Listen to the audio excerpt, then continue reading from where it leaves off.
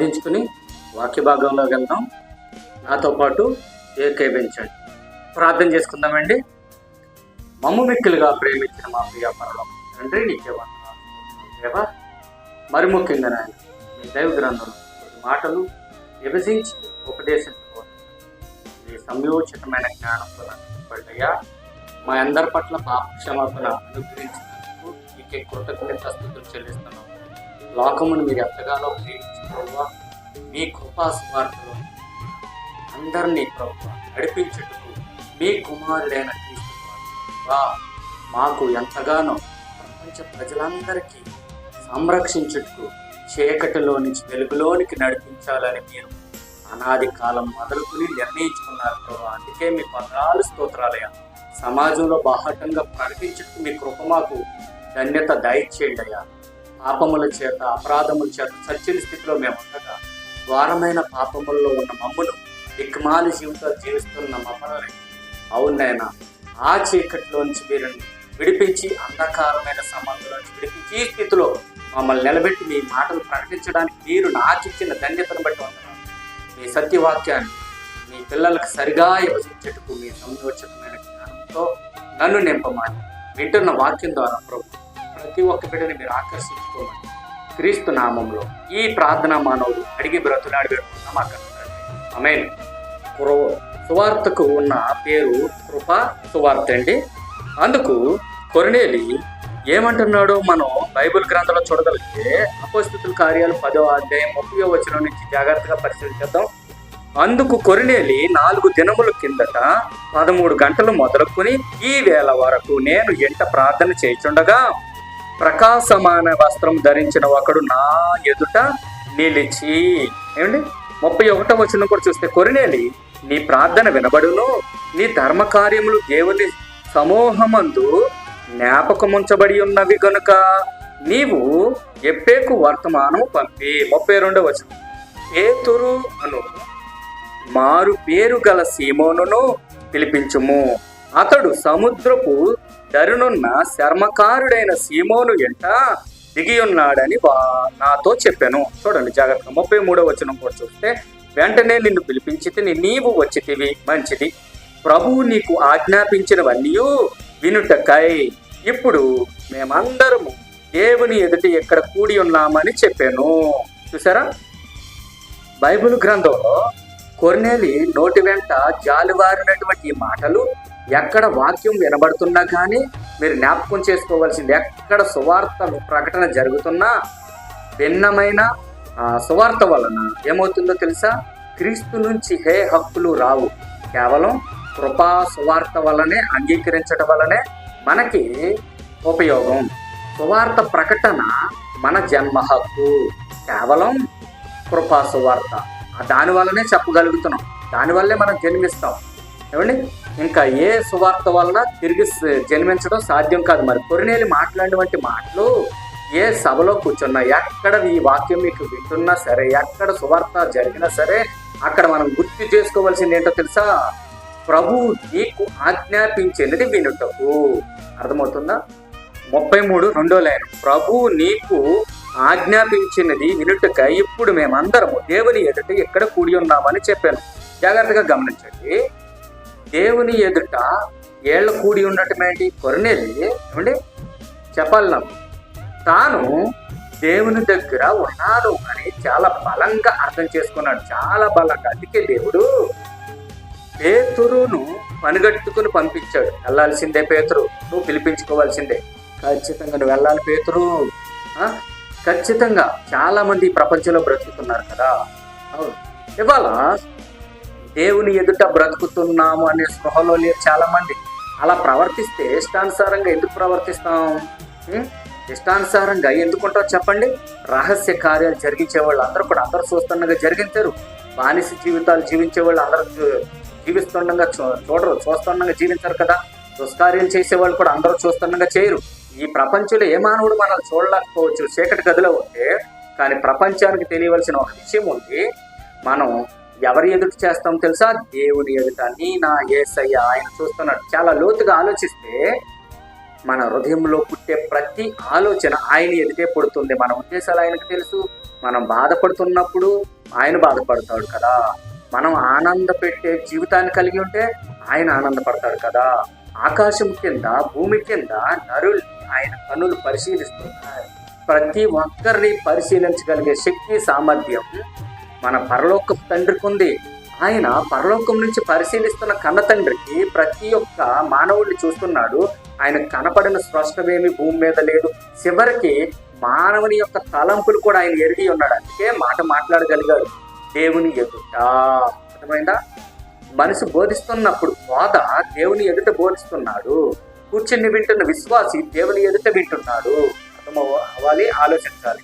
అప్పటి వరకు పేతురుకు తెలిసింది అదొక్కటే. కానీ వింటే యూదుల్లో ఉంటారు, లేకపోతే ఇజ్రాయిల్లో ఉంటారు. ఆత్మతో కార్యాలు చేసేవాడు చివరికి ప్రాణాలు ఇవ్వడానికి సిద్ధపడే యూదుల్లో అయినా ఉండాలి, లేదంటే ఇజ్రాయిల్లో అయినా ఉండాలి, అంతే. కానీ ఒక అన్ని జనులు యూదుల కంటే, అర్థం కావాలి మీకు, మన చుట్టూ ఉన్న ఇజ్రాయేలీల కంటే గొప్ప ఆలోచన కలుగున్నాడు. నిజం అర్థమవుతుందా? చెప్తున్నాడండి ఇక్కడ, చెప్తున్నాడు. ఈ వేళ నుండి ఈ సమయం వరకు అర్థంలో ఉన్నాడు కొర్నేలి. ఏమండి? అలా నేను ప్రార్థిస్తున్నప్పుడు మీకు అర్థం కావాలి, నిన్ను పిలిపించుకున్నాను, వర్తమానం వచ్చింది. ఏమని? అందుకే దేవుని ఎదుట కూడి ఉన్నాము. అర్థమైందా? ఈ మాటలు చదువుతున్నప్పుడు చాలా ఆనందపడిపోయాను. 34వ వచనం చూడండి. దేవుడు నోరు తెరిచి ఎట్లా అనను, దేవుడు పక్షపాతి కాడని నిజముగా ఇప్పుడే గ్రహించాను. నిజముగా అంటే గ్రహించి ఉన్నాను. అప్పటి వరకు పేతురు గారికి కొన్ని డౌట్స్ ఉన్నాయి. ఏంటవి? ఆ డౌట్స్ ఉండొచ్చు. ఎందుకో తెలుసా? ఎప్పుడైతే ఈ సంఘటన జరిగిందో, ఎప్పుడైతే ఈ విషయం జరిగిందో, ఆయనకున్న డౌట్స్ అన్ని క్లియర్ అయిపోయాయి. ఆటోమేటిక్గా క్లియర్ అయిపోయి అంటున్నాడు, దేవుడు పక్షపాతి కాడని నిజముగా గ్రహించి, ఆయన పక్షపాతం లేనివాడని చెప్తున్నాడు. అన్ని జనులను ఒకలాగా, ఒకరినొకలాగా చూసే క్యారెక్టర్ కాదయ్యా దేవుడు. ఇజ్రాయేల్ దేవుడని ఎందుకు చెప్పుకున్నాడని చాలా మంది ప్రశ్నిస్తున్నారు కదా. ఇజ్రాయేల్ దేవుడని చెప్పుకున్నాడు కదా అంటారు చాలా మంది. అవునా కదా? ఇజ్రాయేల్ దేవుడని ఎప్పుడు చెప్పుకున్నాడు? మొట్టమొదట ఆయన అర్థం చేసుకున్నటువంటి మాట నిజం. ఇజ్రాయేల్ పితరులు వాళ్ళే అర్థం చేసుకున్నారు. అది పూర్వకాలం, అత్యంత ప్రాచీన నాగరికత, అత్యంత ప్రాచీన, అర్థమైందా? అబ్రహాం గారి కాలంలో. ఈ అబ్రహాం సంతానమే ఇసాకు, యాకోబు. అండి, ఎవరో అబ్రహాము గర్భవాసాన్ని పుట్టిన వారే అందరూ. ఆ తర్వాత యాకోబు కడుపును పుట్టిన వారే అందరూ. అత్యంత ప్రాచీన కాలానికి చెందిన మొదట ఆయన అర్థం చేసుకున్న వారు ఎవరు అంటే, ఆ మాటలకు లోబడ్డారు కనుక ఆయన కొన్ని నిబంధనలు ఇచ్చాడు. ఈ ప్రపంచానికి అంతటికీ దేవుడు ఎక్కడా పరిచయం కాడు. అది చాలా మందికి తెలియక పిచ్చి పిచ్చి మాటలు మాట్లాడుతుంటారండి. ఉదాహరణకి ఒక గుడి కనపడుతుందంటే ఒక విగ్రహం ఉంటుంది. ఆ విగ్రహం ఎప్పుడో ఎక్కడో భూమిలో తగిలే ఉంటుంది, అంతేనా? ఆ దొరికిన రోజు తీసుకొచ్చి ఒక చోట ప్రతిష్ఠిత చేశారు. అర్థమైందా? అక్కడ ఉన్న వాళ్ళకి మాత్రమే ప్రతిష్ఠిత చేసిన విషయం తెలిసింది. తర్వాత కొందరు గుడి కడతారు ఆ ఏరియాల వాళ్ళకి. అక్కడి నుంచి అది ఒక పెద్ద పుణ్యశాస్త్రంగా మారిపోతుంది. ఒకరి నుంచి ఒకరికి సమాచారం తెలిసిపోతుంది. ఏమండి? ఫలానా చోట మహిమలు జరుగుతున్నాయి అంట, మంచి జరుగుతుందంట, ఫలానా చోటుకి వెళ్తే మనకేదో ఉపయోగం జరుగుతుందంట, కోరికలు నెరవేరుతున్నాయి అంట అని. ఎలాగా? ఇదే సందర్భాన్ని జాగ్రత్తగా ఆలోచిస్తే ఏమండి, అందరికీ ఒకేసారి అర్థమైపోయాడా? దొరికినటువంటి వాళ్ళు అనుకుంటున్నట్టు. జాగ్రత్తగా వినండి. ఒకే రోజు తెలిసిపోయాడా? తెలిసిపోలేదు కదా. అంచెలంచెలుగా ఇజ్రాయేల్ అక్కడ ఆయన వద్ద ఉన్నారు కాబట్టి ఆ మాటలు రాయబడే సమయానికి వారు ఆ మాటలు వింటున్నారు కనుక, వారికి ఆయనకు లోబడి జీవిస్తున్నారు కనుక, వారు ఆయన ఇష్టపడుతున్నారు కనుక ఏమన్నాడు? నేనే వాళ్ళ దేవుడిని అని చెప్పుకున్నాడు. అబ్రహాం దేవ ఇశ్రాయేల్కి దేవుడిగా. అర్థమైందా? అబ్రహాం దేవుడిని, ఇసాకు దేవుడిని, యాకోబు దేవుడిని. యథార్థంగా నిజముగా ఆయన కొరకు బ్రతకడానికి ఇష్టపడిన వాళ్ళందరికీ ఆయన నీతిగా నడుచుకుంటున్న ప్రతి ఒక్కరిని కూడా ఏం చేస్తాడు? చూడండి 35వ వచనం, ప్రతి జనములోను ఆయనకు భయపడు నీతిగా నడుచుకున్న వారు ఆయన అంగీకరించెను. ఎంతో మంది అన్ని జనుల్ని, కొంతమంది అన్ని జనులు అంగీకరించి కొంతమంది తృణీకరించాడు. ఇజ్రాయేలీలు చూస్తున్నారు, ఒక వర్గాన్ని కాదు, ఒక మతాన్ని కాదు. మీకు అర్థమవుతుందా? నిజముగా ఆయనకు భయపడేవారు, నీతిగా నడుచుకునే వారికి ఆయన అంగీకరించాను. చదివారు కదా. కొర్నేలు ఎవరు? అన్ని జనుడు. కొర్నేలు అన్ని జనుడండి, కానీ ధర్మకార్యాలు చేస్తున్నాడు, నీతిగా నడుచుకుంటున్నాడు, యథార్థంగా ప్రవర్తిస్తున్నాడు, దేవునిని నిజముగా ఆరాధిస్తున్నాడు. నిజంగా ఇజ్రాయేల్ కాడుగా మరి ఇజ్రాయేల్నే అనుకున్నప్పుడు కొర్నేలు తుణీకరించలేదు. దేవుని కోసం బ్రతికిన వారు ఎంతో మంది అన్ని జనులు ఉన్నారండి. ఐగుప్తులో నుంచి ఇజ్రాయేల్ మాత్రమే తీసుకొచ్చాడా? వాళ్ళతో పాటు కొన్ని అన్ని జనాంగాలు కూడా మిళితమై వచ్చేసారు. అర్థమవుతుందా? వారు కూడా వచ్చారండి. తర్వాత వారు వీరితో కలిసిపోయారు. ఆహాబు అనే వేశ్య, ఆమె మారు మనసు పొంది ఏం చేసింది? దేవునికి భయపడి దేవుని వైపు తిరిగినప్పుడు ఆమె పాత్మురాలైనప్పటికీ ఏం చేశారు? దేవుడు తన తప్పు ఆమెను తెలుసుకునేదో ఎప్పుడైతే తెలుసుకుందో, దేవుడికి భయపడటం ప్రారంభించిందో, తన జీవితాన్ని సరిదిద్దుకోవడానికి ఇష్టపడిందో, అప్పుడు ఆమెని ఇజ్రాయేలీతో కలిసిపోయింది. ఇజ్రాయేల్ దేవుడు అంటే అర్థం ఏంటంటే, ఏ పరిస్థితుల్లో అయినా మీరు సమస్త ప్రవర్తన యందు పరిశుద్ధులై ఉండండి, నేను పరిశుద్ధుడై ఉన్నాను అని నా నిబంధనలు మీరు అనుసరిస్తే వారికి దేవుడు, లేని ఎడల మీరు నా జనం కారు అనేసాడండి. నిజం, నేను మిమ్మల్ని తుణీకరిస్తున్నాను. ఎప్పుడు తెలుసా? ఆయన నిబంధనని అతిక్రమించినప్పుడు. ఏమండి, ఇక్కడికి వచ్చిన తర్వాత ఇంకా క్లియర్గా చెప్తున్నాడు. చూడండి, దేవుడు పక్షపాతి కాడు. దేవునికి ఒక జాతి ఏంటి, దేవునికి ఒక జనం ఏంటి? ప్రతి ఒక్క జాతిలో దేవుడు వారి మధ్యన ఉన్నప్పుడు వారికి సత్యం అర్థం చేయించడానికి, వారికి మొదట అన్ని విషయాలు చెప్పడానికి ప్రారంభిస్తాడు.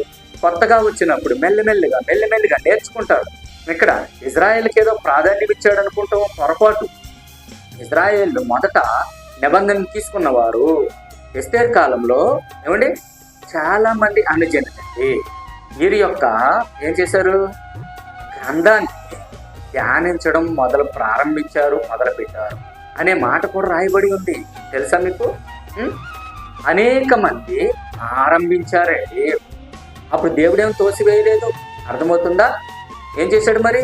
ప్రతి జన్మలోనూ ఆయనకు భయపడి నీతిగా నడుచుకును వారు ఆయన అంగీకరిస్తాడు. అర్థమవుతుందా? అప్పుడు ఏమవుతుంది? పేతురు మాట్లాడుతున్నాడు చూడండి 36వ వచనంలో, యేసుక్రీస్తు అందరికీ ప్రభువు, కొందరికి కాదంట, అందరికీ ప్రభువు, అందరికీ రాజు. అంగీకరించిన వారికి ఆయన రాజు, అంగీకరించిన వారికి కూడా ఆయనే రాజు. మీకు అర్థం కావాలి. ఇక్కడ మీకు ఒక బెస్ట్ ఎగ్జాంపుల్ చెప్పనా? ఏమండి, మన సీఎం ఉన్నాడు జగన్మోహన్ రెడ్డి, చంద్రబాబు నాయుడు గారు ఉన్నారు, పవన్ కళ్యాణ్. వీళ్ళు ముగ్గురికి ఓట్లేస్తారు కదా. జగన్ అంటే ఇష్టపడిన వాళ్ళు ఉన్నారు, కానీ అందరికీ ఆయన ముఖ్యమంత్రినా? ఎస్, ముఖ్యమంత్రి. మరి అలాగే మోడీ గారికి ఓటేసిన వాళ్ళు ఉన్నారు, వేయని వాళ్ళు ఉన్నారు, సోనియా గాంధీకి వేసిన వాళ్ళు ఉన్నారు. నేను ప్రధాని కాదు, ఆయన మా ప్రధాని కాదంటే కుదరదు. నువ్వు ఓటేయినంత మాత్రాన. ఇక్కడ అదే ప్రకారం రాయబడింది, ఆయన అందరికీ ప్రభువు. యేసుక్రీస్తు అందరికీ ప్రభు. ఆయన ద్వారా దేవుడు సమాధానకరమైన సువార్తను ప్రకటించి, నీవు అంగీకరించిన యేసుక్రీస్తు నీకు ప్రభువే, దేవుడే. నువ్వు అంగీకరించకపోయిన యేసుక్రీస్తు ప్రభు నీకు దేవుడే. అర్థమవుతుందా? ఇలా పిలాతు రాస్తాడు కదా, పై వర్షం ఏమని రాస్తాడు? INRI, ఐజెస్ నజరేనస్ అంటాడు కదా. మనకు తెలుసు. ఈ INRI అనే పదాలు పడేసరికి ఏమవుద్ది? అక్కడ వాళ్ళు చూసి, ఇజ్రాయేలీలు యూదులు చూసి ఇక్కడ ఒక మాట ఏంటి, 2-3 భాషల్లో రాసేశారు. మేము చెప్పినట్టు రాయలా, మేము అంగీకరించినట్లు రాయొద్దు అతని గురించి. మీకు కావాల్సి రాసుకో. ఎలా రాస్తావంటే అతడు చెప్పుకున్నట్టుగా రాసుకో, మెస్సయ్యగా. అర్థమవుతుందా? అంతేగాని మేము ఒప్పుకున్నట్టుగా రాయొద్దు బాబు. వాళ్ళు ఒప్పుకున్నా ఒప్పుకోకపోయినా దేవుని నియమం అది. అర్థమైందా? నువ్వు ఒప్పుకున్నా ఒప్పుకోకపోయినా నువ్వు యేసుక్రీస్తు అందరికీ ప్రభువు, ఆకాశ మహాకాశాలకి సృష్టికర్త అయిన దేవుని నియమమే. నేను నమ్మను అంటావా? నమ్మద్దు. ఎవరు నమ్మమన్నారు చెప్పండి? మిమ్మల్ని ఎవరు బలవంతం చేశారు? నో, ఈరోజు చాలా మంది అదే అంటున్నారు. చాలా మంది అంటున్నారు మమ్మల్ని బలవంతం చేస్తున్నారు. బలవంతం చేయడం తప్పు. ఎవరు బలవంతం చేశారు చెప్పండి? సువార్త ప్రకటన అనేది స్వేచ్ఛా విధంగా జరగవలసింది, బలవంతంతో కూడినది కాదు, ప్రలోభాలు గురి చేసేది కాదు. అర్థమవుతుందా? బలహీనతలను అడ్డు పెట్టుకుని మత మార్పిడి చేసేది అస్సలు కాదు. అది కాదండి సువార్త అంటే. సువార్త అనేది ఏంటది? విశ్వాసానికి సంబంధించి. విశ్వాసం ఏది? నమ్మితే విశ్వాసం, నమ్మకపోతే విశ్వాసం కాదే. మీ భాషలో నమ్మకం ఎలా వస్తుంది? నమ్మకం బలవంతంగా రాదు కదా. బలవంత నమ్మకాలే కాదు. కృపా సువార్త ద్వారా పిలువబడాలి తప్ప చాలా మంది భిన్నమైన సువార్తలో వచ్చిన వారే. అందుకే పౌలు అంత ఖచ్చితంగా వేదన పడుతున్నాడు, చెప్తున్నాడు. గలతీలకు రాసిన పత్రిక 1వ అధ్యాయం 6వ వచనం ఒకసారి చూద్దామండి. గలతీలకు రాసిన పత్రిక 1వ అధ్యాయం 6వ వచనం. క్రీస్తు కృపను బట్టి మిమ్మల్ని పిలిచిన వారిని చూడండి, మిమ్మల్ని పిలిచిన వారిని విడిచి భిన్నమైన సువార్త తట్టుకు మీరింత త్వరగా తిరిగిపోవుట చూడగా నాకు ఆశ్చర్యమగుచున్నది. వావ్, పౌలు గారు చెప్తున్నాడండి. ఎందుకు పౌలు గారికి అంత ఆవేదన కలగాలి అంటే, దాని వలన మీకు ఎలాంటి ప్రయోజనం చేయకూడదు. ప్రయోజనం కలగాలంటే విశ్వాసం, అది కృపా సువార్త వలన జరగాలి. దాని ప్రకారం జరిగితేనే మన హృదయ సంబంధమైనది. బలవంతంగా ఎవరిని మార్చలేము. బలవంతం అనేది అబద్ధం, నిజం. ఇక్కడ అపస్తుల కార్యాలు 10:36 అదే రాయబడింది చూడండి. యేసుక్రీస్తు ప్రభు వారు అందరికీ ప్రభువు. నమ్మనంటావా? నీ ఇష్టం. ప్రకటించాకే కదా నువ్వు నమ్ముతావో నమ్మవో అనేది తెలిసేది. నువ్వు నమ్ముతావో నమ్మవో అనేది నాకు తెలియదు, నీకు తెలియదు నేను ప్రకటిస్తానని. ఇప్పుడు నువ్వు నమ్మవనే విషయం నాకు అర్థమైపోయినప్పుడు నీకు నేను ఎలా ప్రకటిస్తాను? ఇదే నా లాస్ట్ ప్రకటన. నువ్వు నమ్మవు, వదిలే. ఇది ప్రతి ఒక్కరు తెలుసుకోవాలి. నేను ఇంటికన్నా వెళ్ళినప్పుడు మీ సమాధానం మీకు తిరిగి వస్తే ఆ ఎంట మీకు సమాధానం లభిస్తే ఓకే, లేకపోతే మీకు వ్యతిరేకత ఎదురైతే ఏం చేయమన్నాడు చెప్పండి ప్రభు? ఏం చేయమన్నాడు? మీ పాదాలు దుల్లుతుంది చక్కగా వచ్చేయండి, అంతేగాని ఎవరిని బలవంతం పెట్టొద్దు. ఎఫెసీయులకు రాసిన పత్రిక 1వ అధ్యాయం 13వ వచనంలో ఒక ఇంపార్టెంట్ మాట ఉంటుంది చూడండి. ఎఫెసీయులు అనగానే అన్ని జనులు, చాలా ఇంపార్టెంట్ వచనమండి ఇది. ఇక్కడ ఏముందో చూడండి. ఎఫెసీయులకు రాసిన పత్రిక 1:13. మీరును సత్యవాక్యమును అనగా, ఏ వాక్యం అంటే అండి? సత్యవాక్యమును. అసత్యంతో కూడింది కాదు ఇక్కడ. సత్యవాక్యమును అనగా మీ రక్షణ సువార్తను విని. అండర్లైన్ చేసుకోండి ఈ మాట. ఏ రక్షణ సువార్త అంట? మీ రక్షణ సువార్తను విని. తర్వాత ఏమన్నాడు? మీ రక్షణ సువార్తని విని క్రీస్తు నందు విశ్వాసముంచి వాగ్దానము చేయబడిన ఆత్మ చేత ముద్రింపబడిరి. ఇది ప్రాసెస్ అండి. ప్రతి ఒక్కరికి నిజమైన విశ్వాసానికి, ప్రభువు యొక్క మార్గంలోకి అడుగు పెట్టడానికి ఇది ప్రాసెస్. కరెక్ట్ ప్రాసెస్ లో ఉంటేనే మీ అప్లికేషన్ చెల్లుబాటు అవుతుంది, కుదురుతుంది. లేదంటే రిజెక్ట్ చేయబడుతుంది, ఆమోదించబడదు. మీకు అర్థం కావాలి. మీరందరూ గ్రహించండి. ఇక్కడ మీరును సత్యవాక్యమును అనగా మీ రక్షణ సువార్తను విని క్రీస్తు నందు విశ్వాసముంచి. అంటే రక్షణ సువార్త వినాలి. ఏంటి రక్షణ? ప్రతి మానవుడు పాపపు జీవితాన్ని వదిలి ప్రత్యాత్తాపంతో దుఃఖము కలిగి ఆ జీవితాన్ని విడిచిపెట్టి ఆయనకి సంపూర్ణంగా సమర్పించుకోవాలి. ఆయన ద్వారా, క్రీస్తు ద్వారా పాప క్షమాపణ. తర్వాత ఏం చేయాలండి? పాప క్షమాపణ ఆయన యందు విశ్వాసం ఉంచటం ద్వారా. ఇదొక క్వశ్చన్, మళ్ళీ మీకు అర్థం కావాలి. ఎవరినందు విశ్వాసం ఉంచుతున్నాం? ఆయన యందు ఎందుకు ఉంచాలి? 1,000,000 మంది ఉండగా ఆయన ఒక్కడే ఎందుకు కావాలి మనకి? దేవుని కుమారుడు క్రీస్తుని ఈ భూమి మీదకి శరీరధారిగా పంపించాడు. తాను జీవించిన 33.5 సంవత్సరాల్లో పాపంతో పోరాడి ఏం చేశాడండి? ప్రపంచ మానవాళి కొరకు తన పవిత్ర రక్తాన్ని కలవరగిరి సిలువలో ధారపోశాడు. ఎవరలా చేయలేదు అంటే ప్రతి పాపి ఆయన యందు విశ్వాసం ఉంచటం వలన పాపాన్ని నివారణ చేసుకోగలుగుతున్నారు. మన హృదయంలో ఉన్నటువంటి కల్మషాన్ని తీసుకోగలుగుతున్నాం. ఆయన ద్వారా రక్షణలోకి వస్తున్నాం. ఆ విశ్వాసం ద్వారా ఏం చేస్తున్నాం? విశ్వాసం ద్వారా తప్ప ఇంకేమన్నా ఉందా? అందుకే ఆయన పరిశుద్ధుడు. అది ఇందుకే రాయబడింది. దేనికి నమ్మాలి అని అనవలసి వస్తే దానికి కూడా బైబిల్లో ఉన్న ఆన్సర్ మరలా అపోస్తలుల కార్యాలు చూడండి 17వ అధ్యాయం 30వ వచనంలో ఒక మంచి మాట రాయబడి ఉన్నది. ఆ అజ్ఞాన కాలమును దేవుడు చూసి చూడనట్లుగా ఉండెను. తర్వాత ఇప్పుడైతే అంతటను అందరును మారు మనసు పొందవలెనని మనుషులకు ఆజ్ఞాపించుచున్నాడు. మనుషులందరికీ ఆజ్ఞాపిస్తున్నాడండి. మారు మనసు పొందాలి, పాప జీవితాన్ని విడిచిపెట్టాలి. అర్థమవుతుందా? చెప్పండి. 31 ఎందుకనగా తాను నియమించిన మనుషుని చేత నీతిని అనుసరించి భూలోకమునకు. ఏమండి, ఆయనంటే ఎవరు? ఎందుకు చూసారా? జాగ్రత్తగా మనం చదివితే, ఎందుకనగా తాను నియమించిన మనుషుని చేత నీతిని అనుసరించి భూలోకమునకు తీర్పు తీర్చబోవుడి ఒక దినము నిర్ణయించి ఉన్నాడు. చూసారా?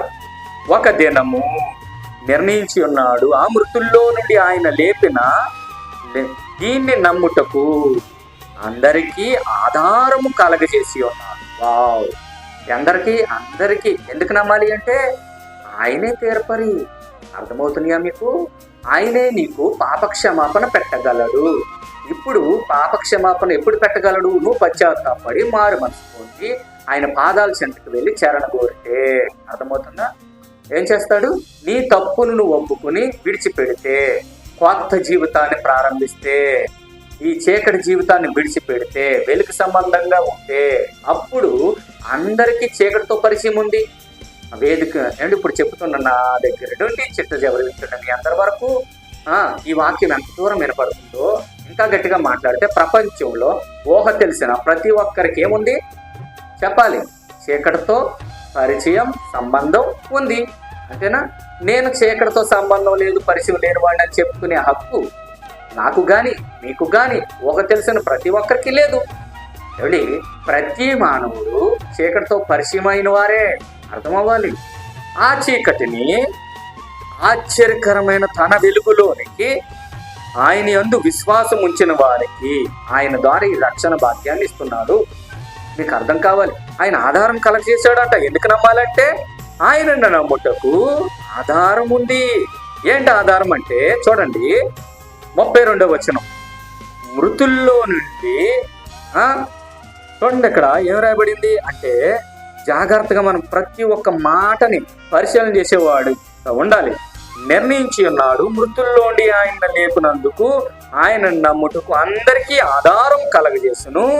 అయితే 32లో అంటున్నాడు, మృతుల పునరుద్ధానం గురించి వారి వినినప్పుడు. ఇక్కడ జాగ్రత్తగా చూడండి ఏమన్నాడండి? కొందరు ఏం చేస్తున్నాడు? అపహాస్యం చేసిరి. మరణం ఆయన్ని బంధించి ఉంచుట అసాధ్యం. ఎందుకు అసాధ్యం అంటే ఆయనలో పాపం లేదు. అర్థమైందా మీకు? చూడండి, ప్రశ్న వెంబడి ప్రశ్న అవుతుందనే సమాధానం. చూడండి జాగ్రత్తగా. ఆయన్నే ఎందుకు నమ్మాలంటే ఇది ప్రశ్న, ఇది సమాధానం. మేము నమ్మము, నమ్మకపోతే ఎవరు నమ్మమన్నారు? బలవంతం ఏమి లేదు. సాధారణంగా చాలా చోట్ల మీరు వాక్యం వినుంటారు. అర్థమవుతుందా? అక్కడ యేసుని నమ్మితే మీకు ఎలాంటి బెనిఫిట్స్, మీకు అలాంటి ఆఫర్స్ ఉంటాయి. అర్థమవుతుందా? యేసుని నమ్మితే జాబ్ వస్తుంది, యేసుని నమ్మితే కారు కొనుక్కుంటారు, యేసుని నమ్మితే వివాహం అవుతుంది, యేసుని నమ్ముకుంటే మంచి ర్యాంక్ వస్తుంది. ఇవన్నీ ప్రలోభాలండి. నమ్మకండి. ఇది వస్తుంది, అది వస్తుంది అని చెప్పేవన్నీ ప్రలోభాలు చేస్తారు. నిజం. క్రైస్తవ్యంలో ఈ సంగతులు చెబితే చాలా తప్పు చేసిన వారు. నిజం. అలా చెప్పకూడదు. ఉన్నది ఉన్నట్లుగా ప్రకటించు. ఎవరొద్దన్నారు? ప్రకటించిన తర్వాత ప్రభువుకి అప్పగించు. ప్రార్థన చేసి ఇంటికి వెళ్ళిపో. ఆయన ఎవరిని ఆకర్షించుకుంటే వాళ్ళు ప్రభువులోకి వస్తారు. అంతేనా? వాళ్ళు ఎవరు హృదయంలో ఈ వాక్యాన్ని ఇస్తారో ఆ వాక్యమే ప్రభువు హృదయంలోనికి చేరుస్తుంది. వాళ్ళ హృదయంలోకి. మనం అందరం నిమూర్తి మాత్రంలో, జస్ట్ సాధనాలు మాత్రమే, పనివారు మాత్రమే. దేవుని యొక్క వ్యవసాయంలో మనం పనివారం. ఏమండి, అర్థం కావాలి మీకు? వృద్ధిని కలిగించేవాడు దేవుడే. నీరు పోసేవాడు నీరు పోస్తున్నాడు, నారు పోసేవాడు నారు పోస్తున్నాడు. అర్థమవుతుందా? మానవుడు నియమిత మాత్రుడు. ఎవరిని ఎప్పుడు ఎక్కడ ప్రలోభాలు గురి చేయకండి. బైబుల్ అలాంటి వారిని అస్సలు ఆమోదించట్లా. మీకు అర్థం కావాలి. చెవు గలవాడంట ఈయనను గాక. అసలు ఆ మాటలో ఎంత అర్థం ఉందో తెలుసా? ప్రభు ఆ మాటకి పని లేక అన్నిసార్లు అన్నాడా? చాలా అర్థం ఉంది ఆ మాటలో. చెవు గలవాడు గాక. ఏంటండి, ఆయన కాలంలో చాలా మంది చెవులు లేవు అనుకుంటున్నారు పంపదీసి. నో, ప్రకటన గ్రంథం వచ్చేసరికి ఒక మాట మాట్లాడుతున్నాడు తెలుసా. ఎందుకు ఆ మాట మాట్లాడవలసి వచ్చింది తెలుసా? సువార్త ప్రకటనలో మెయిన్ గా ఆలోచించవలసింది అదే. చెవు గలవాడు గాక, వినుటకు చెవినిచ్చేవాడు వినగలడు. అంతేనా? నమ్మువాడు నమ్మటం, నమ్మకపోవడం మీ ఇష్టం. అది బలవంతం పెట్టకూడదు ఎవరిని. చాలా మంది అసలు చెప్పాల్సిన అవసరం ఏంటో అంటుంటారు. భూమి మీద పుట్టిన ప్రతి మానవుడు ఏ విషయాన్ని నేర్చుకున్నా సరే ఎవరో ఒకరు చెబితేనే నేర్చుకున్నాడు, లేకపోతే ఎక్కడో ఒకసారి చూస్తేనే నేర్చుకున్నాడు. మీకు అర్థం కావాలి. నువ్వు ప్రస్తుతానికి ఏ దేవుడిని అయితే నిజ దేవుడు అని నమ్ముతున్నావో ఆ దేవుడి గురించి కూడా నీకెవరో చెబితేనే అర్థమైంది. మీ నాన్నగారు కావచ్చు, మీ అమ్మగారు కావచ్చు, మీ మా అమ్మగారు కావచ్చు, మీ తాతగారు కావచ్చు. అంతేనా? పుట్టుకతో జ్ఞానంతో నువ్వు పుట్టలేదు సుమి. అర్థమవుతుందా? ఏదైనా సరే నీ బడి నువ్వు తినే తిండి కూడా ఎవరో నీకు చూపిస్తే చెబితే నేర్చుకునే చేస్తున్నావు. నీ తల్లిదండ్రులు ప్రతిదీ మనం నేర్చుకున్నదే, ప్రతిదీ మనం విని నేర్చుకున్నదే. మనం మాట్లాడే మాటలు కూడా ఎలా వచ్చాయి చెప్పండి ఒకసారి. వింటే వచ్చింది. ఇంట్లో ఉన్నప్పుడు అందరు మాటలు వింటూనే ఉంటారు చిన్నప్పుడు. అంతేనా? ఒక్కొక్క మాట విని అప్పుడు ఏం చేస్తారు? ఆ భాష మాట్లాడడం నేర్చుకుంటారు. ఏదైనా సరే వింటేనే అర్థమవుతుంది, లేకపోతే మనం నేర్చుకోలేం, మనకు తెలియదు. కానీ ప్రతిరోజు ఎన్నో వింటాం, అన్నీ అనుసరించాం, అన్నీ స్వీకరించాం, అన్నీ నేర్చుకోం. అలాగే సువార్త ప్రకటన కూడా. ఈ సువార్త ప్రకటన ద్వారా నమ్మేవాళ్ళు ఉంటారు, నమ్మని వాళ్ళు ఉంటారు. నమ్మేవారి మీద రక్షించుట దేవుని దయాపూర్వక సంకల్పము అన్నాడండి ఇక్కడ. ఈ ఒక్క మాట చాలు. నమ్మవారు మాత్రమే. ఆచరణ వాళ్ళు అంగీకరించవచ్చు, అంగీకరించకపోవచ్చు. అసలు విషయం ఏంటంటే ఏమండి, నమ్మని వారిని నరకంలో వేసేస్తా అన్నాడు దేవుడు అని అంటున్నారు కదా. అందులో కరుణాకర సుగుణ ఒకడు మొదట నమ్మని వారిని నరకంలో వేసేస్తాను అనలేదండి దేవుడు. నరకంలో ఆయన వేసే అక్కర్లేదు. మన పాపాలే మనల్ని ఎక్కడికి తీసుకెళ్తాయి? ఎక్కడికి చెప్పండి? నరకానికి తీసుకెళ్ళిపోతున్నాయి. ఒక మనిషి నరక శిక్ష అనుభవించడానికి కారణం అతడు చేసినటువంటి క్రియలు, పాపపు క్రియలు, దుష్క్రియలు, దుష్కర్మలు. అర్థమవుతుందా? యావని క్రియలకు తగిన ప్రతిఫలం వాళ్ళు అనుభవించవలసిందే. మీరు విత్తిన పంటనే మీరు కొయ్యాలి. మీ పాపానికి శిక్ష మీరు అనుభవించాలి. నమ్మకపోతే నరకంలో వేసేస్తా, ఇది పశ్చాబద్ధం. నమ్మితే రక్షిస్తా. రెండింటికి చాలా తేడా ఉంది కదండి. ఏమంటున్నాడు? నమ్మితే రక్షిస్తా, నీ కొరకు ప్రాణమిచ్చి మరీ రక్షిస్తా, పాపాన్ని విడిచిపెట్టి చాలు. ఎంత బాగుందండి ఇది. ఒక మనిషిని మంచి మార్గంలో నడిపించడం అనడారు ఇది. దీనివల్ల ఆయనకి ఏమైనా ఉపయోగం ఉందంటే లేదు, ప్రేమ తప్ప. ఒక మనిషి మారు మనసు పొందడానికి అవసరమైన ఆజ్ఞాపిస్తున్నాడు ఆయన అని చదువుకున్నాం కదా. ఒక మనిషి మారు మనసు పొందితే వచ్చే లాభం ఏంటి చెప్పండి సార్? వచ్చే లాభం ఏంటంటే మన పిల్లలు యథార్థవంతులుగా, నీతివంతులుగా ఉండాలని తండ్రి కోరుకుంటున్నాడు. ఇది తండ్రి ప్రేమ. అందులో ఆయనకి లాభాలేమీ లేవండి. నీ కొడుకు చెడిపోయాడు, నువ్వు మంచిగా మారాలని కోరుకుంటావు, అంతేనా? చెప్పాలి. అలాగే పరలోక తండ్రి కోరుకుంటున్నాడయ్యా. దేవుడు లోకాన్ని ఎంతో ప్రేమించును, నమ్మితే రక్షిస్తానంటున్నాడు, శిక్షిస్తాను అంటే ఎట్లా? నమ్మకపోతే చెప్పండి, నువ్వు మారు మనసు పొందడానికి ఇష్టపడవని అర్థం. నమ్మకపోతే ఏంటి? నేను నా పాపాన్ని విడవడానికి సిద్ధంగా లేను. నువ్వు నమ్మితే ఏం చేయాలి? పాపాన్ని విడిచిపెట్టాలి. నేను నమ్మను. ఎందుకు నమ్మను? పాపాన్ని విడిచిపెట్టడానికి సిద్ధపడట్లా. నీ ఇష్టం మరి, అది నేనేం చేయగలను? నీ ఇష్టం కదా, అంతేనా? అంతేగాని నమ్మకపోతే నరకంలో వేస్తాననడానికి శాడిస్ట్ కాదు. సువార్తకు సంబంధించిన విషయాలు అర్థమైతే అద్భుతమండి. నిజం. ముగింపుకి వెళ్దాం. చూడండి, అపొస్తలుల కార్యాలు 10వ అధ్యాయం 36వ వచనం. యేసుక్రీస్తు అందరికీ ప్రభువు. ఆయన ద్వారా చూడండి, దేవుడు సమాధానకరమైన సువార్తను ప్రకటించి, చూడండి జాగ్రత్తగా, ఏ సువార్త అంటే ఏ సువార్త? సమాధానకరమైన సువార్తను ప్రకటించి అన్నాడు. చాలా పేర్లు ఉన్నాయి. సమాధానకరమైన సువార్త ప్రకటించి ఇజ్రాయేలుకు పంపిన వర్తమానం మీరు ఎరుగుదురు. అయితే అదేమనగా చూడండి 37, యోహాను బాప్తిసం ప్రకటించిన తర్వాత గలిలయ మొదలుకుని యోదాయ అంతటా ప్రసిద్ధమైన సంగతి మీకు తెలియను. 38వ వచనం, అదేదనగా దేవుడు నజరేయుడైన యేసును పరిశుద్ధాత్మతోనూ శక్తితోనూ అభిషేకించినదియే.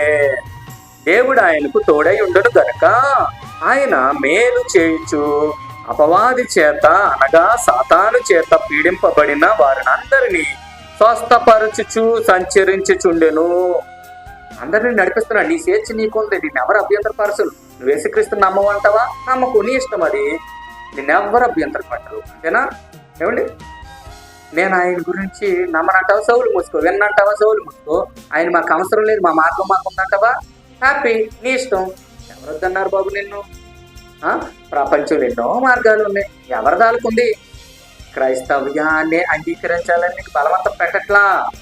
పరిశీలించడం, స్వీకరించడం చెప్పాలి, మానవుని యొక్క ఇష్టం, అంతే కదండి. ఇవాళ మనం ఒంటి మీద ఉన్న బట్టలు మనం పరిశీలన చేసి నచ్చాకే కొనుక్కున్నామా లేదా?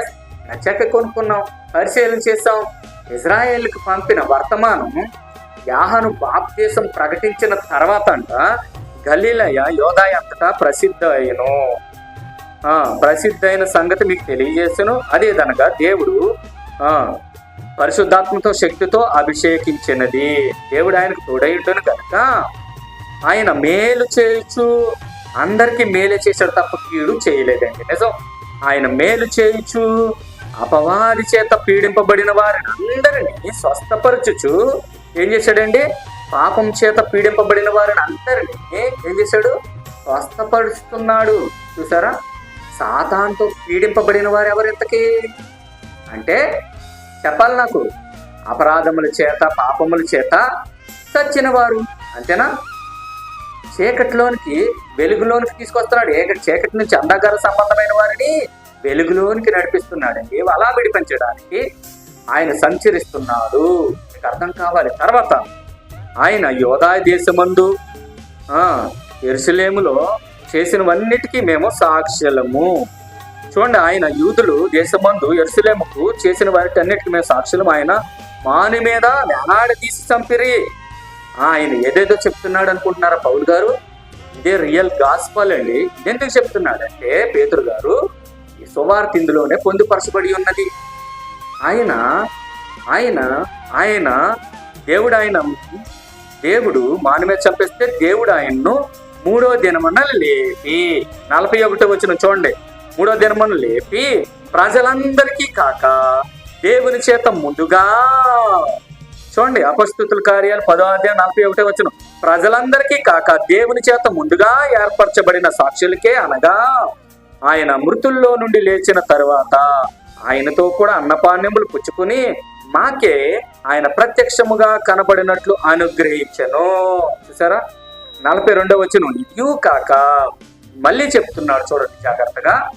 ఎక్కడా కూడా పౌలు గారు మాట్లాడారో 15వ అధ్యాయంలో అదే సందర్భాన్ని ఇక్కడ అపొస్తలుల కార్యంలో పేతురు గారు మాట్లాడుతున్నాడు. ఇక్కడ ఏమని మాట్లాడుతున్నాడు? 42లో ఇదియూ కాక చూడండి, దేవుడు సజీవులకును చూడండి మృతులకును, తర్వాత సజీవులకును మృతులకును న్యాయాధిపతినిగా నియమించిన వాడు ఈయనే.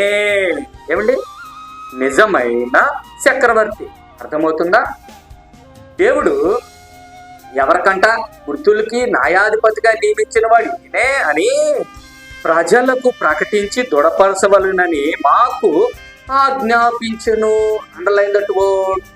మాకు ఆజ్ఞాపించెను. మిమ్మల్ని పని చేయమన్నది ఎవరు? ఈ పని మిమ్మల్ని చేయమన్నది ఎవరు చెప్పండి? అదే సమాధాన సువార్త. ఆయనను ఆయన యందు విశ్వాసం ఉంచేవాడే. ఇంతకీ సువార్త ప్రకటన చేయమని చెప్పింది ఎవడు? విదేశీల సేవకుల? ఎవరండి? ఎవరు? ఆయన. ఇది గమనించాలి మీరు. ఆయన చెప్పాడు, దేవాది దేవుడు నీ నా యేసయ్య సాక్ష్యమే ఉండి అంటున్నాడు. ఏమన్నాడు ఇక్కడ? 43వ వచనానికి వచ్చేటప్పటికి ఇంకా చక్కగా చెప్తున్నాడు. ఆయన యందు విశ్వాసం ఉంచేవాడు ఎవడు? వాడు ఆయన నామమును మూలముగా పాప క్షమాపణ పొందెను. ఎఫెసీ పత్రిక 1:13 చూసి ఇక్కడికి వద్దామండి ఒకసారి. 1:13 ఎఫెసీ. మీరును సత్యవాక్యమును అనగా మీ రక్షణ సువార్తను విని క్రీస్తునందు విశ్వాసముంచి వాగ్దానం చేయబడిన ఆత్మచేత ముద్రింపబడేది. అంటే బాప్తిసం. ఆ ఒక్కలైన బాప్తిసానికి సాదృశ్యంగా చూపిస్తున్నాడు దేవుడు. అలా విని విశ్వసించిన తర్వాత 43 విషయంలో పాయింట్కి వచ్చేసాడు. అదంతా చెప్పకుండా ఆయన యందు విశ్వాసం ఉంచేవాడు ఒకడు, చూడండి జాగ్రత్తగా, వాడు అనగా చూడండి జాగ్రత్తగా, సువార్త విని ఆయన నామము మూలముగా పాప క్షమాపణ పొందినని ప్రజలందరికీ ఆయన గూర్చి సాక్ష్యం ఇచ్చుచున్నారని. మొత్తం అందరూ ఆయన గురించి సాక్ష్యం ఇస్తున్నారండి. ఇది సువార్త ప్రకటన, ఇది విధానం. ఈ విధానంలో ప్రకటించాలి, ఖచ్చితం. వినేవారు వినాలి. ఈ విధానాన్ని పక్కన పెట్టి వేరే విధానంలోకి వెళ్తే అది భిన్నమైన సువార్త. అప్పుల బాధల, కుటుంబ సమస్యల, తీరణ రోగాల, దీర్ఘకాలిక రోగాల చెప్పండి. అయితే మా సంఘానికి రావండి. ఎవరు చెప్పారు మీకు రోగం తగ్గదని? ఎవరు మీకు అప్పు తీరదని చెప్పింది? ఎవరు మీకు ఉద్యోగం రాదని చెప్పింది? ఎవరు మీరు ఇల్లు కట్టరని చెప్పింది? ఏంటండి ఇది? ఎవరు అని ఖచ్చితంగా ఎవరు చెప్పారు అంటున్నారు. అన్నీ వచ్చేది అంటే అది భిన్నమైన సువార్త. దానివల్ల మీకు రక్షణ రాదు. ఖచ్చితం. రక్షణ రానిది రక్షణ సువార్త ఎలా అవుతుంది? అది భిన్నమైన సువార్త. దానివల్ల మనకి ఎలాంటి ప్రయోజనం లేదు. ఈ రోజు చాలా మంది వాటి కోసమే పరుగులు తీస్తున్నారు. మీ ఫైలు ఆమోదంలోకి రాజు, రిజెక్ట్ చేయబడుతుంది, ప్రలోభాలకు గురి చేసి ఇక దేవుడికి అలాంటి పరిస్థితి దేవుడి పట్ల అర్థమవుందా? చావకుడికి పట్ల కర్మ. ఎంతో మంది అమాయకుల్ని ప్రలోభాలకు గురి చేసి ప్రజల మధ్య ఇరికించి చెప్పండి, ఎవరెవరినో తీసుకొచ్చి వేదికల మీద నిలబెట్టి వాళ్ళతో అబద్ధాలు సాక్ష్యాలు చెప్పించడం, గారిడీ విద్యలు చేయించడం, ప్రభు దగ్గరికి నడిపించడం, అది చాలా నీచత్వానికి దిగజారిపోవడమే. సత్య సువార్తని విని హృదయంలో విసర్జించి అంగీకరించి అది అసలైన భక్తి. అదే పరలోకానికి, నిత్య జీవితానికి తీసుకెళ్తుంది. మీ పాపాన్ని విడిచిపెట్టి మారుమనసు పొందండి. ప్రభు పాదాల చెంత క్షమాపణ కోరుకోండి. లేకపోతే మన క్రియల ఫలితమే మనం అనుభవిస్తాం. దాన్ని ఎవరు ఏమీ చేయలేరు. దేవుడు ఎప్పుడు మనల్ని నరకంలోకి తోయడు. ఏమంటారు తెలుసా? అపవాది కొరకును వాడి దూతల కొరకును సిద్ధపరచబడిన నిత్యాగ్నిలోనికి. ఎవరి కొరకు అది సిద్ధపరచబడింది? అపవాదికి, వాని దూతలకి. మీకు అర్థం కావాలి.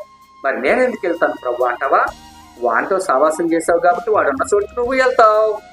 వాడితో సావాసం చేస్తున్నావు. అర్థమవుతుందా? నేను నిన్ను పిలిచాను, రక్షిస్తాను, నువ్వు రాలేదు. నేను నిన్ను నమ్మమన్నది నీ ప్రయోజనం కొరకే, నా ప్రయోజనం కొరకు కాదు. అర్థమైందా? క్లారిటీ. నా ప్రయోజనం కొరకు కాదు, నీ ప్రయోజనం కొరకు పిలిచానంటున్నాడు ప్రభు. అర్థమైతే మీరు చాలా ధన్యులండి. అలా ఉంచండి. ఎంతటి వరకు చెప్పబడిన వాక్యాన్ని ముగించుకుందాం, ప్రార్థన చేస్తాం. మమ్మల్ని ఎంతగానో కాచి కాపాడు రక్షించిన మా కన్నా తండ్రి విలువైన జ్ఞాన వాక్యాలని మాకు వినిపింపజేసినందుకు వందనాలు ప్రభు. మేము పాటు వారు తండ్రి, అవునయ్యా, ఎన్నడూ కూడా ప్రభా మిమ్మల్ని కూర్చొని నీతి సువార్తను ప్రకటించాం. మీరు మాకు ఆజ్ఞాపించిన ప్రకారం చెవుగలవాడు అంటాడు ప్రభువా. అది నీ మాట తండ్రి. అవునయ్యా ప్రభువా, ఎవరిని ప్రలోభ పెట్టక, ఎవరిని బలవంతం చేయక తండ్రి, ఎవరిని కూడా తండ్రి ఉద్దేశపూర్వకంగా వారు బలహీనతల్లో మేము అవునయ్యా మా సలోబేక్స్ కోసం కాకుండా సత్యవాక్యాన్ని మీ పిల్లలకు వినిపింప చేయడానికి మీరు చేసిన నాకు మరుగై సంగతులు వీళ్ళకి అర్థమయ్యే రీతిగా మీరు భాగ్యాన్ని దయచేశారు. దీన్ని బట్టి నీ వందనాలు, స్తోత్రాలు చెల్లిస్తున్నాను. ఈ మాటలు మాత్రమే ప్రభు వినబడి వాళ్ళ హృదయాలు మార్చబడాలయ్యా. వాళ్ళ 30 దంతులు 60 దంతులు 100 దంతులుగా ఫలించాలి తండ్రి. మీ నామ మహిమార్థమై బిడ్డలు జీవించడానికి సహాయం దయచేయండి. నిన్న వాక్యం ద్వారా వాళ్ళన్న ప్రభు వాళ్ళకి కావలసిన సహాయం దయచేయండి. క్రీస్తు నామములో ప్రభు నా ప్రార్థన మానవులు అడిగి బ్రతులాడి వేడుకుంటున్నా మాట. ఆమేన్. అందరికీ వందనాలండి. మీ అనుదిన ప్రార్థనలో నా గురించి, మా కుటుంబ సభ్యుల గురించి కూడా ప్రార్థించమని అడుగుతున్నా. May God bless you.